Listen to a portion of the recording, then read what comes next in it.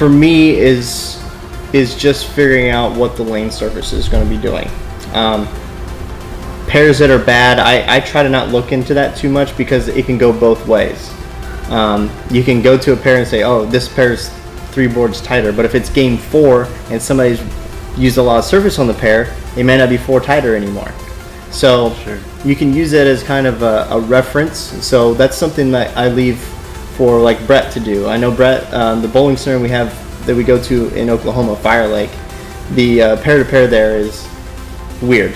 It's really weird. So he has, notes and notes because we've been going there for like 5 years now. So he has these notes, this particular lane is 2 boards tighter typically over the last 5 years. Sure. So if you get to that pair and you say, wow, my ball's not hooking, you go back and say, Brett, my ball, he goes, okay, this pair's too tighter. Okay.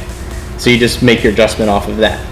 But sometimes you go to that lane and it might hook 2 more depending on the people that were in front of you. So there's a lot that goes into that. So I try to not look into too much of pairs that are hook more or tighter and stuff like that.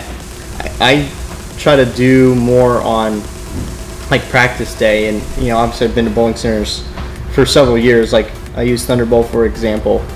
I know that place hooks, but every year we go there, it's just slightly a little bit different, just because there's been another season of league play on the lanes.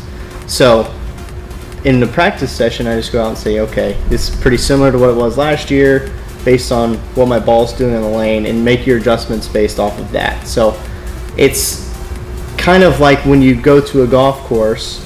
For everybody that's golfers, the type of grass that they have at that particular golf course is going to affect your golf ball when you hit it. So, we have to look at the lane itself, what surface we have, what kind of oil the tour is using at the time. Is it thicker or thinner? And the volume of oil that they have on the lane, because all those are going to affect what the bowling ball does.